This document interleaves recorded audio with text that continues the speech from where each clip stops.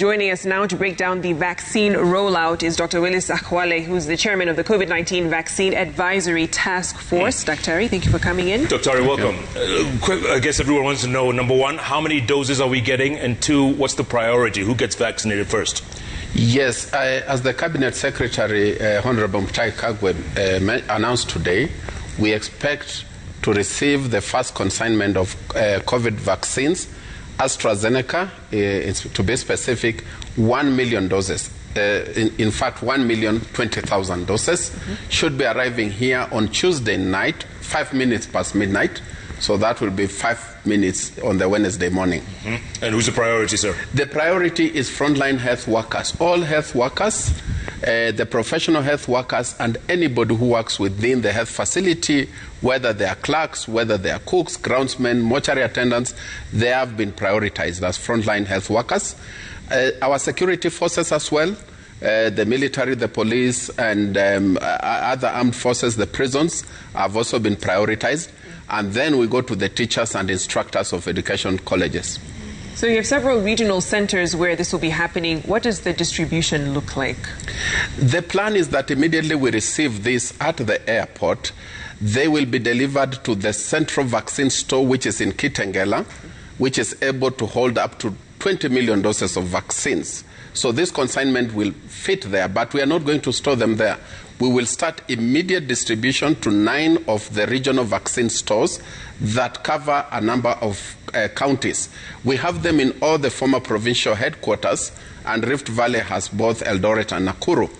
So that will start immediately, and we expect that within 2 to 3 days, the vaccines will have been distributed to all these regional vaccine stores, and the counties can then start accessing them. The counties that are very near Kitengela, like Nairobi, Kiambu, Kajiado, should be in a position to start vaccinating before the end of this week. Doctor, obviously, everyone's wondering, is this the double dose that we've been hearing about? Is it one dose once and then another one in a couple of weeks? Or how is it going to work? This is AstraZeneca, as registered under emergency use authorization, is double dose. And the second dose can be taken anytime from 6 to 12 weeks. In Kenya, a decision has been made to have it taken after 8 weeks. So you will receive a dose, and there will be a reminder you come for your second dose 8 weeks after the first dose. There's concern about this exercise, as much as it's supposed to be free, attracting a cost because of some of the host facilities being either private or faith-based. How are you going to manage that? Let me start by saying that in the first phase, targeting the priority health workers, the cost, the beneficiaries will not pay anything. It's not free. The government has put money, partners have put money, and other donors. So there will be no charge to the vaccinee, the person to receive that vaccination. Okay. Even if we use we will, not that even, we are going to use private facilities, but they will not charge frontline health workers to get that vaccine. I needed to make that clear. In the second phase, as we roll out and vaccines become more available, we are in discussion with the private sector on the minimum charge that they may charge at that point, but not during phase 1.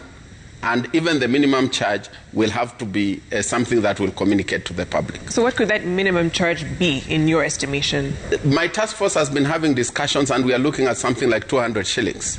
Yeah. 200. Okay, the other question a lot of people are asking, Doctor, is this going to be mandatory once the health workers, once the prioritization is done for the rest of us, if you will? Will it be mandatory to take this vaccine? Because there's some people who are saying, I'm not going to take it. It is not mandatory. It is absolutely voluntary. You will have to make a personal decision. All we are doing is to give information so that you make an informed decision. Because out there are a lot of rumors, misconception, misinformation.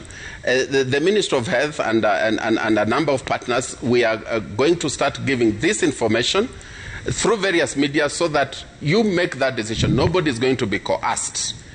to take the vaccine. So if I'm traveling, let's say, and I get to the airport and they ask me, where's my vaccination? Where's my COVID vaccination? Will they ask me that? I know this is a big discussion, and it's a discussion that goes beyond Kenya, and I think the whole issue of World Health Organization and other international treaties to do with travel.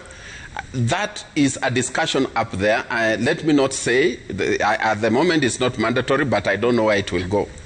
You mentioned the second batch. We know that in this first one, it's slightly over 1 million doses coming. When is the second batch expected, and how many doses in that? Yeah, so the Gavi facility keeps updating and telling us how many are available. As you know, they are limited doses. In their latest estimation, I think now they are saying Kenya have reserved 3.5 million. And this is to be spread over the period of February, which was basically this week, going to the period of May this year. Yeah.